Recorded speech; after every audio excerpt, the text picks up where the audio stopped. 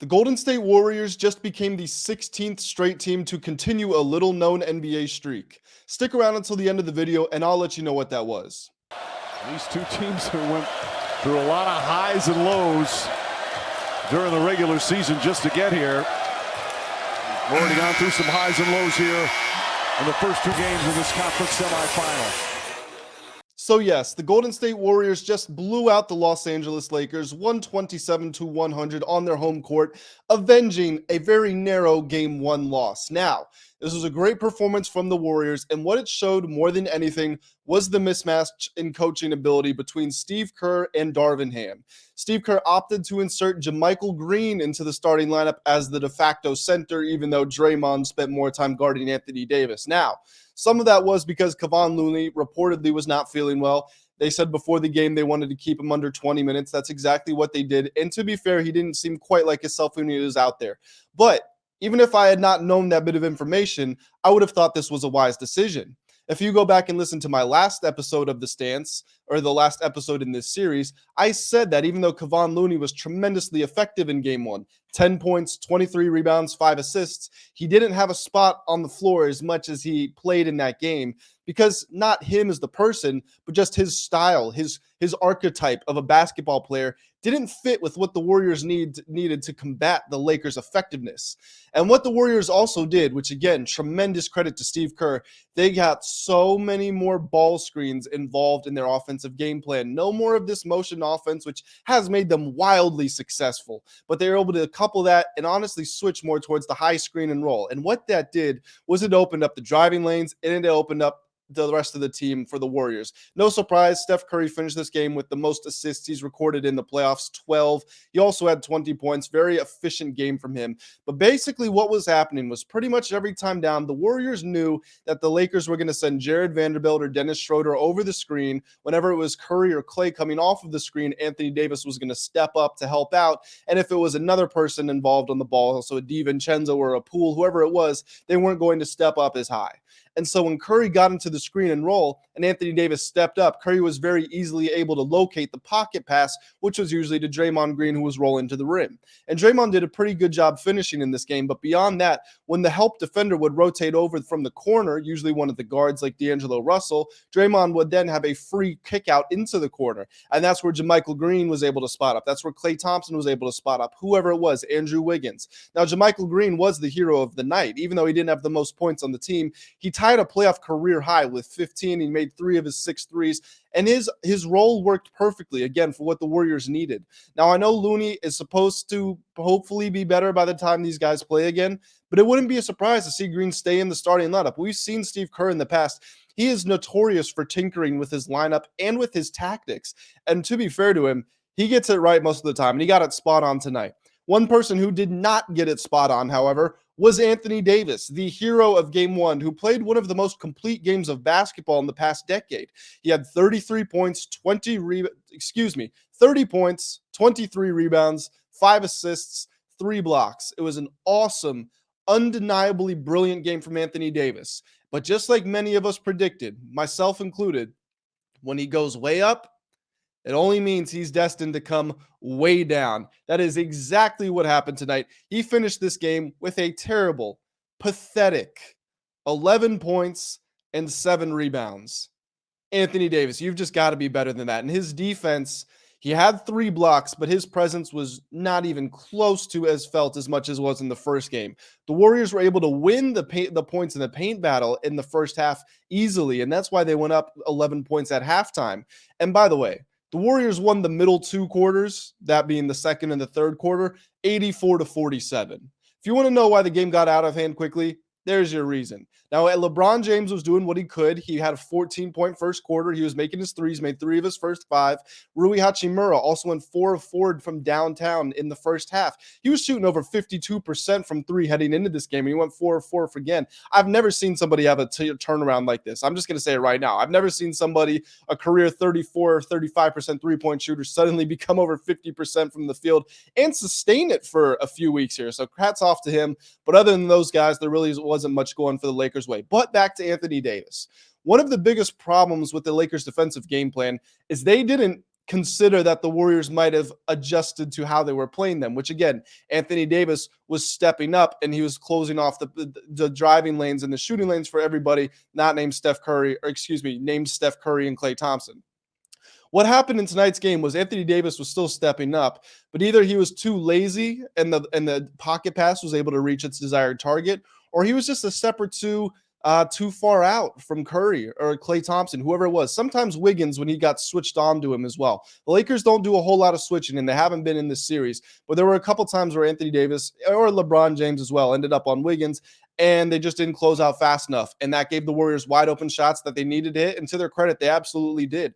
The Warriors are continuing to bury shots in this series, and that's going to be a huge problem for the Lakers if that doesn't change. Now, the Lakers, they shot better from three tonight, but they're still not a quote-unquote three-point shooting team, and they barely got to the free throw line. This is a team that led the league in free throw attempts. It took them nearly the entire first half to get their first free throw attempts of the game. And in the second half, the game was already over, so there was no point in even going to it. So that's something that they absolutely have to revisit. I mean, Austin Reaves, very, very bad game. One of the few truly terrible games I can say that I've seen Austin Reaves play, because normally he gives you intelligence on the ball. He gives you defensive intensity and discipline. He had none of that. He was lazy on his rotations. He wasn't switching fast enough when the moment called for it. He wasn't stepping up right. He wasn't hitting most of his shots. So bad game from Reaves. I have faith that he's going to bounce back, though, because he is one of the more consistent role players in the NBA. The leading scorer in this game, want to make sure that we give him his fair credit. Klay Thompson, 30 points, 8-11 from three. The guy was a flamethrower, seemed like he could not miss. He was a major reason that the Warriors were able to open up that double-digit lead in the first half. And in the third quarter, he pretty much put his foot on their neck. Now, I'm not going to say that I didn't see this coming, because it was the total opposite, to be completely honest. I know the Lakers. And earlier this week, I was saying that the Warriors are an inferior team to the Lakers if you take out their best players, so LeBron and Steph. I mean, if you want to go by the playoffs, maybe you could make the argument Anthony Davis. But either way, have it your way.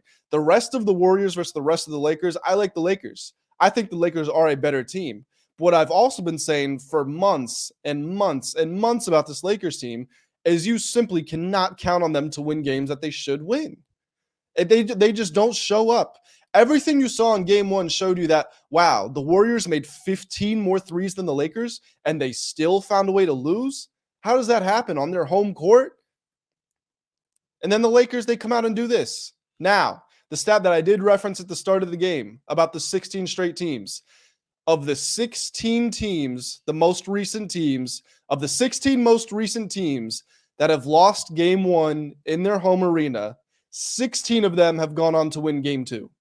So the Warriors did exactly what they needed to. It wasn't a must-win for them, but look, the Lakers already stole home court in the series. The Warriors pretty much had to go back out and get it, because the Warriors were terrible on the road in the regular season. Granted, they won 2 games on the road in the postseason, but both of those were after the Kings' best player had fractured a finger on his shooting hand. So got to take the credit down a little bit. Now, again, I have tremendous faith and credit to Steve Kerr in the playoffs, and I know what his resume is. So maybe the Warriors would have won those games anyway. But all we know is what we know. And we know that the Warriors weren't good in the regular season. So now they have to go on the road, and they're going to have to win one in LA. So simply going to have to do it. I don't know if it's going to happen in one of these games, but I do think this is now shaping up to be a 6 or 7 game series. Earlier, I was bullish on this being a 5 or 6 game in favor of the Lakers.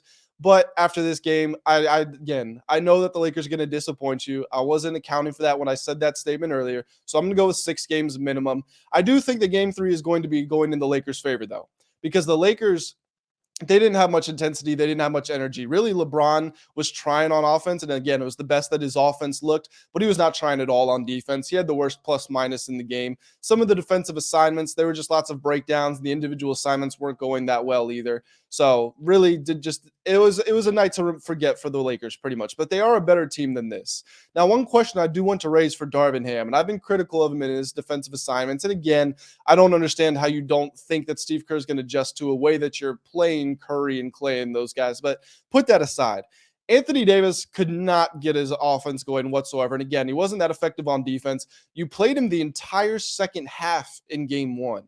Why did you have him in for 33 of 36 minutes in the third quarter?